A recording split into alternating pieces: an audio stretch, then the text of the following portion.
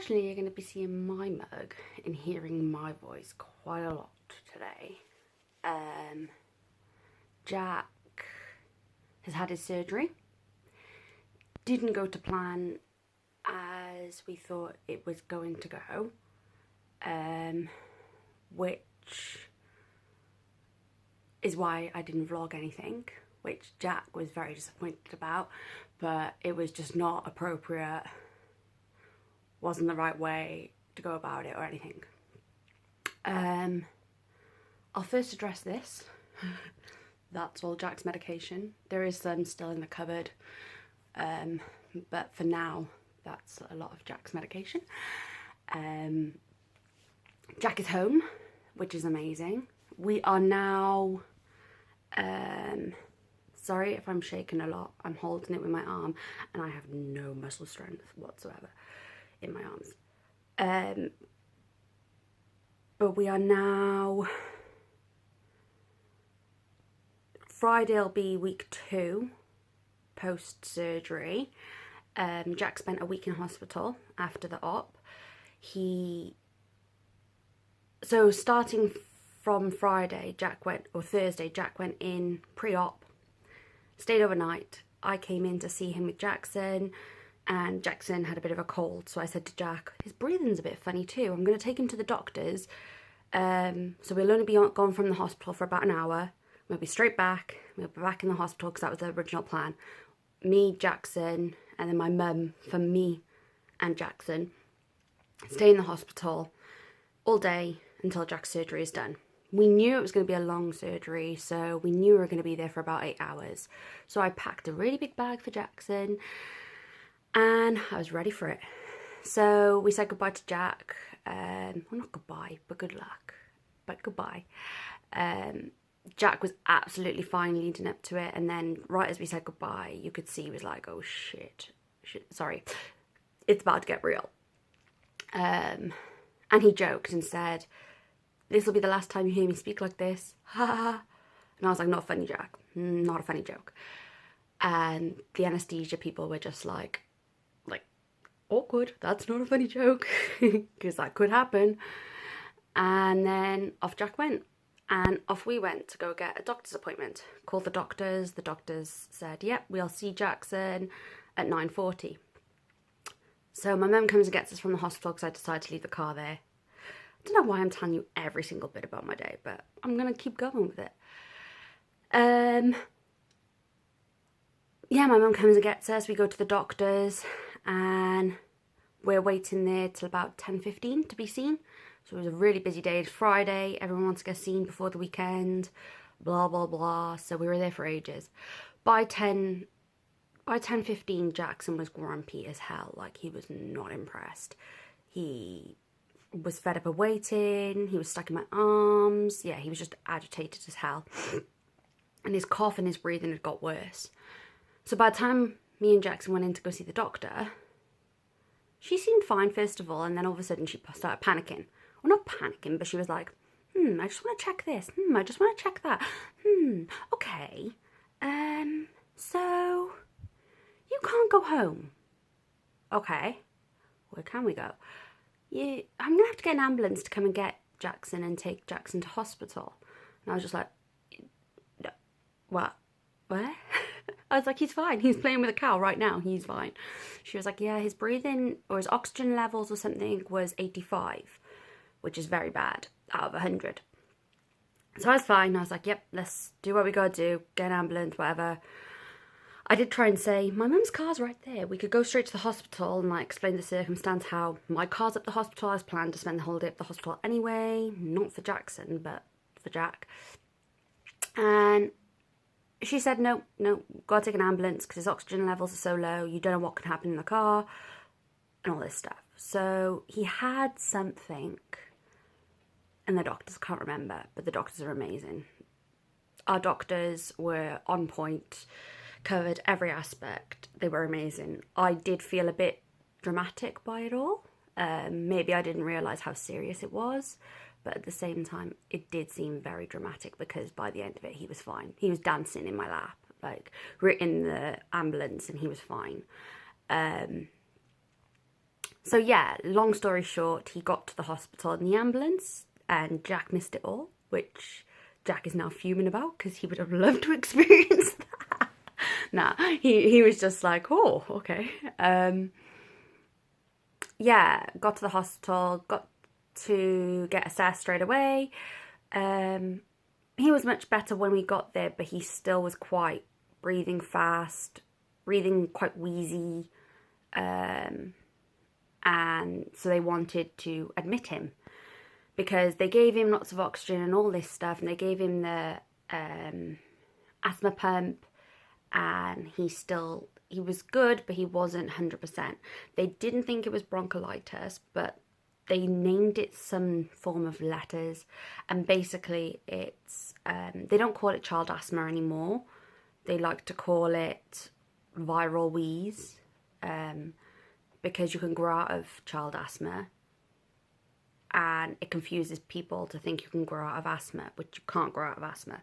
So yeah, he got given a pump, which he hated. He decided that he hated every single person that wanted to go near him apart from me and my mum.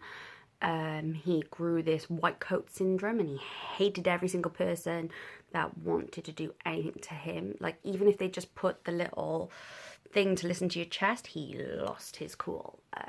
And not to the point where he just cried, like, he lost it.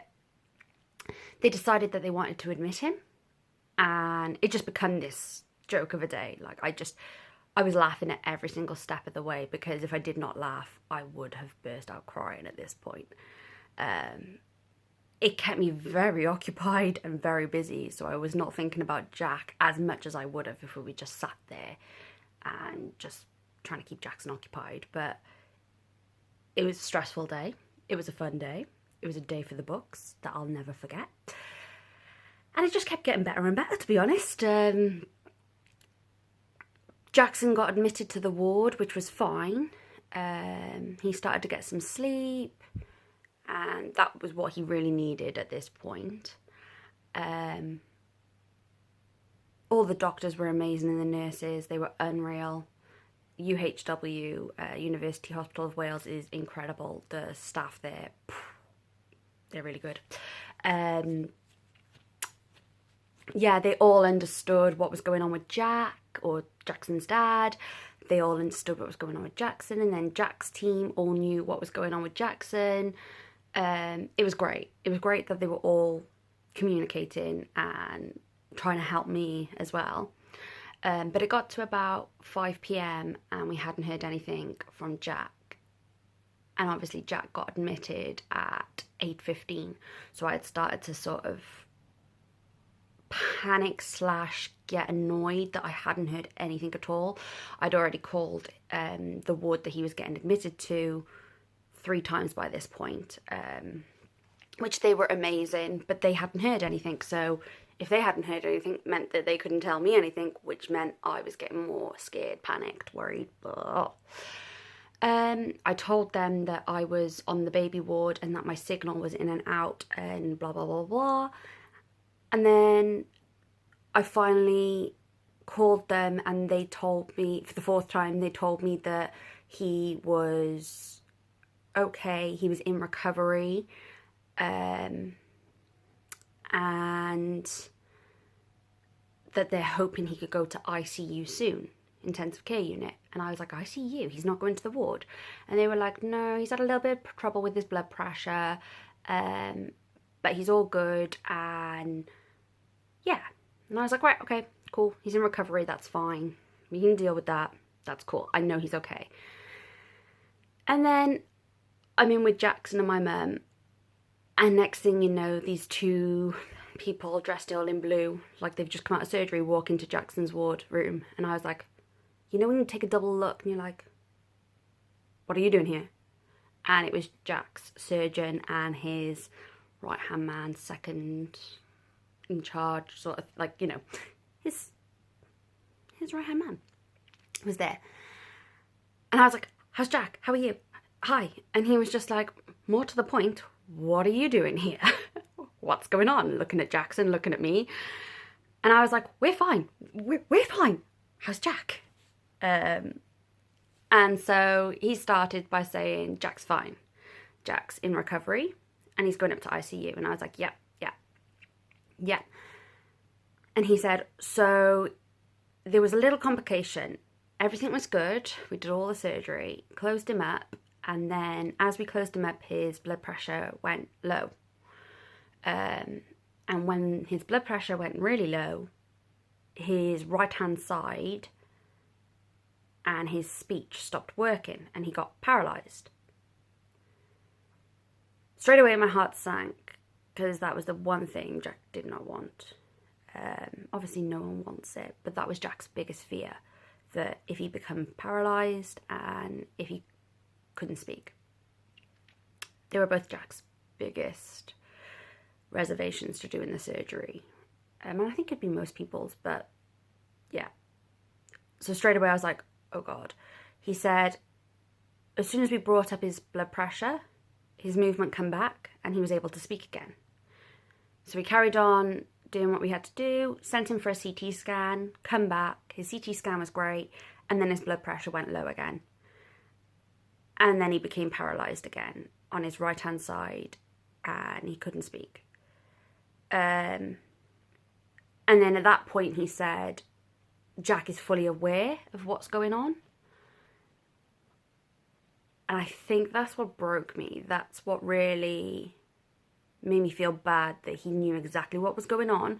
He was all alone and I knew he would be really, really scared and shitting himself. So straight away I was like, can I go see him? He said that as soon as he is in ICU, so he's still in recovery right now, and this was about 6 p.m. He's still in recovery, he'll be going straight to ICU, give him about 2 hours or so, and then you can go and see him. So I was like, okay, great. I had a few questions, so I said, how much did we roughly get out? He said roughly about 60 to 70%, which I thought was great. He did not, his surgeon wanted a bit more. But I thought that was great. That's enough for us to get a good test of all the stuff that they're getting out. And then they wanted to have a little look at Jackson and see Jackson. And of course, Jackson was like, you're a doctor. Get away from me, and started screaming. And then they finally left. And at about 8:30, I went to go see Jack. I left Jackson with my mum for a bit. And he loves my mum. He's his second mum, to be fair. But yeah, left Jackson with my mum and I went to go see Jack in ICU.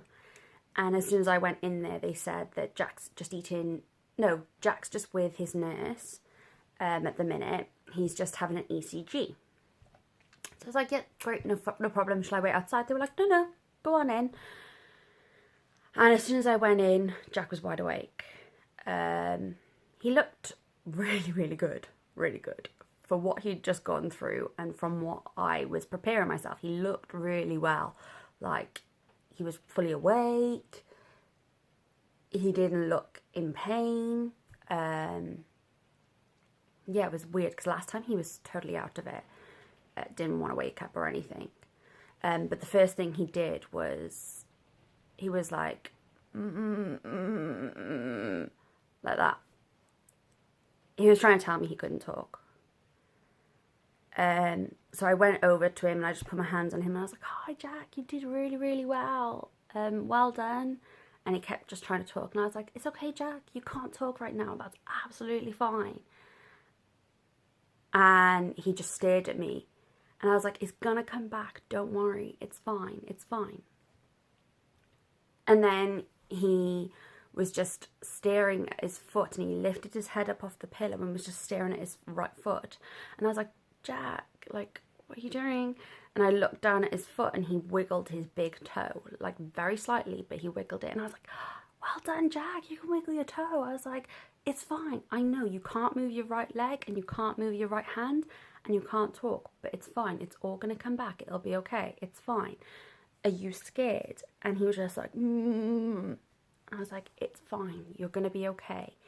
And then I tried to just talk about how he made me wait and how it was a long day. Didn't go into Jackson at all.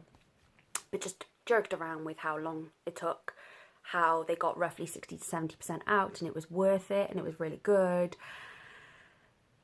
And yeah, then I just sort of sat with him. He did his ECG, chatted to his nurse and just tried to make sure he was comfortable. He tried to pick up his right hand with his left hand to show me that he couldn't move it, which broke my heart. But I just kept trying to reassure him, it's okay, it's fine. When I first got there, the nurse asked him to poke out his tongue and all he could do was... and that was it. By the time I left, he could do... which was amazing, and that was about 2 hours. So what he could do in 2 hours was amazing, that I knew it was going to be okay.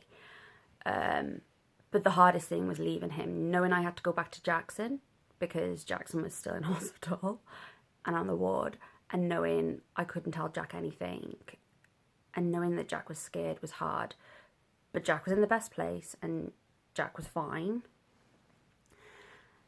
And Jackson was on the mend and was happy, but he just wanted to sleep. And in the hospital, he could not get sleep whatsoever.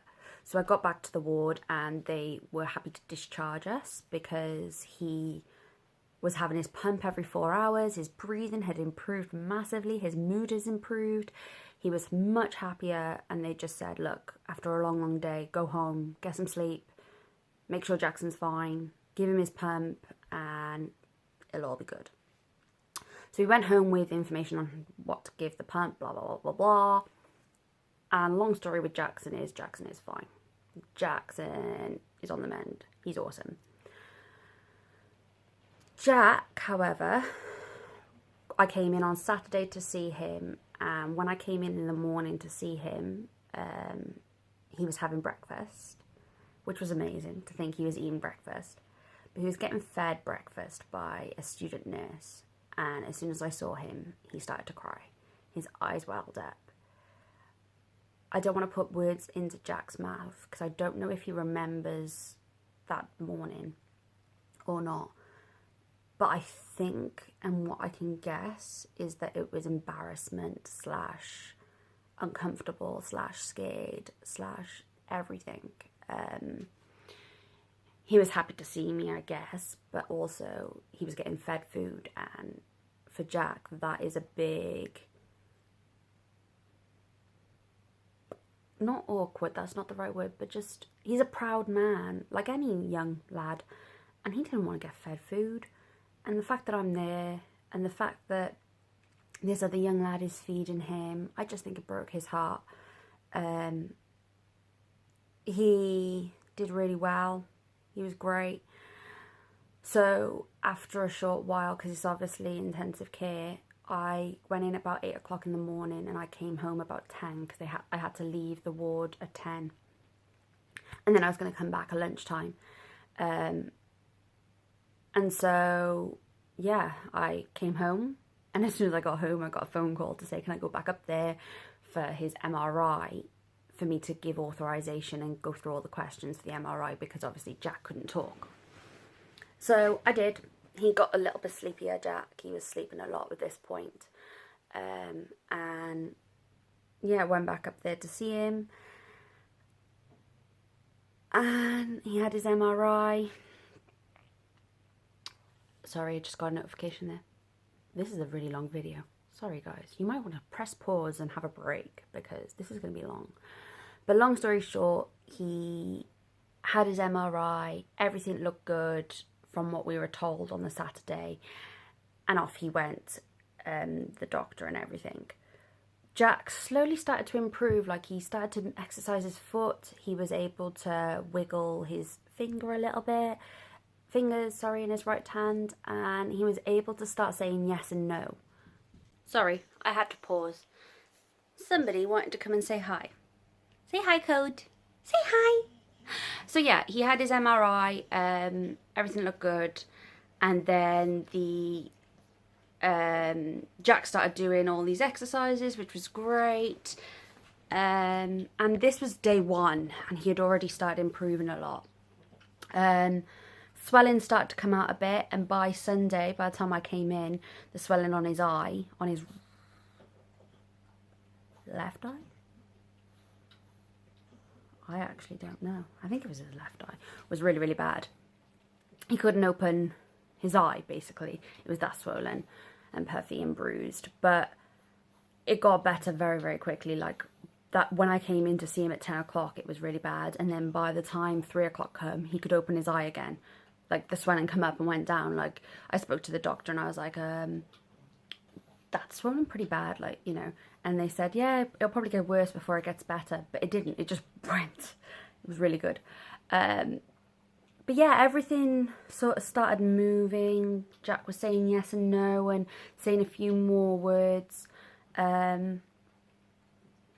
He was awake for quite a bit more time because he was so tired for the past few days. And yeah, he started wiggling his toes, bending his leg. And then by Monday, his neurosurgeon come to see him. Now, when his neurosurgeon come to see him, he told him, so we've got an answer to why you are paralysed down your right-hand side. It's not the low blood pressure, because obviously they brought his blood pressure back up and nothing happened with his right-hand side, like the first time. So they're like, it's not the low blood pressure. We've noticed from the MRI that you have actually had a stroke, which we were gobsmacked about. But then at the same time, we're like, okay, there's an answer.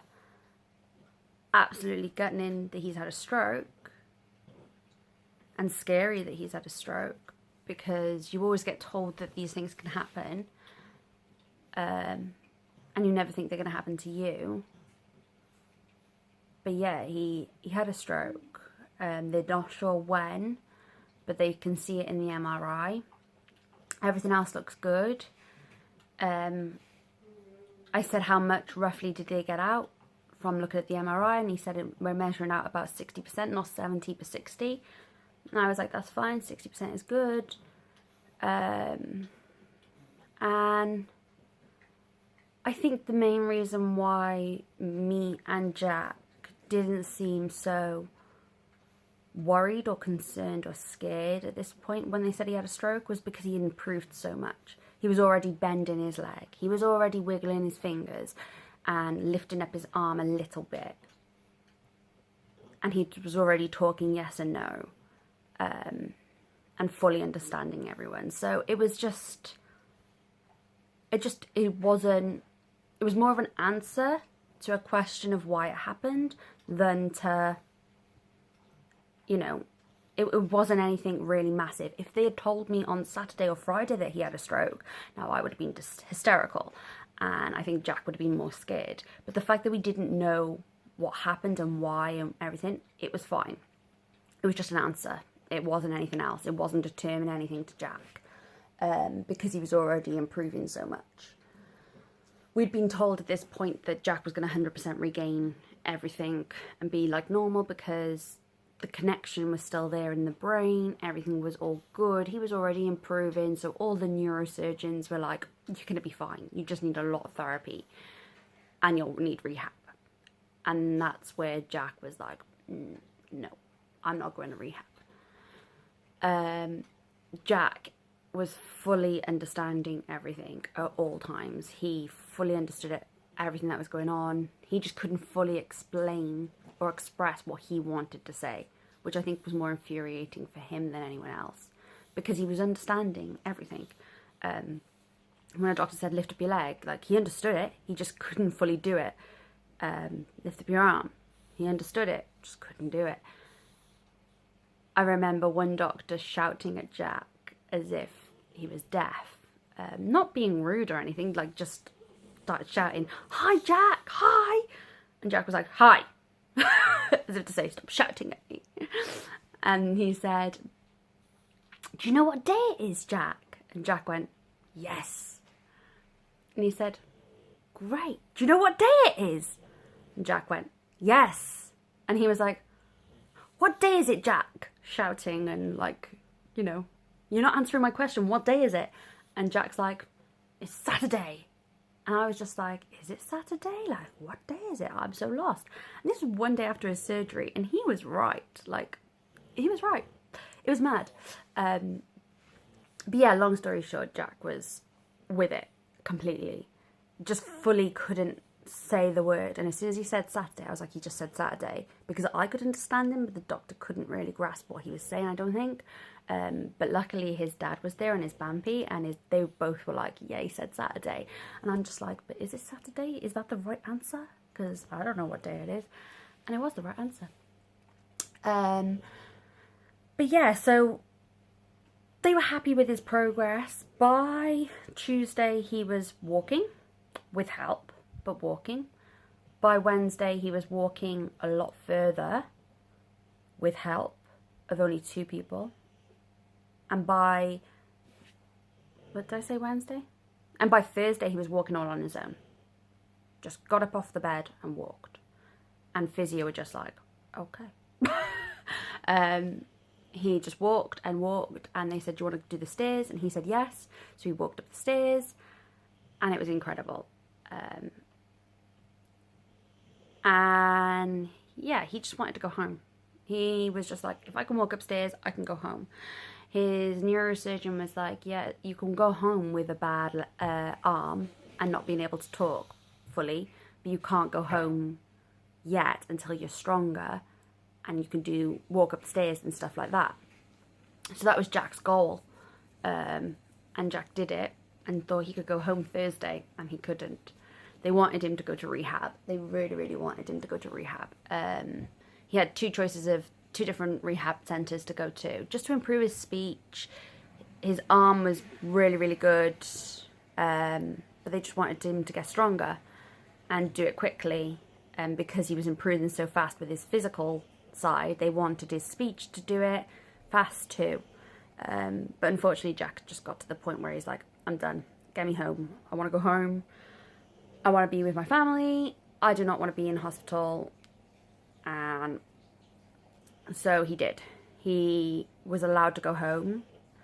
You could see they didn't want him to go home. They wanted him to go to rehab, but Jack wanted to go home. And it got to the point where Jack's mental part of it was more important. Sorry, had to go and get somebody because somebody wants to say hi. But they wanted him to go to rehab, but Jack didn't want to. So they said, yep, go home. His mental health was more important, that if Jack wasn't happy, and Jack wasn't happy in hospital, he was not cooperating by the end of it. So if Jack wasn't happy, then Jack needs to go home and be happy to be strong enough to do physio and everything like that.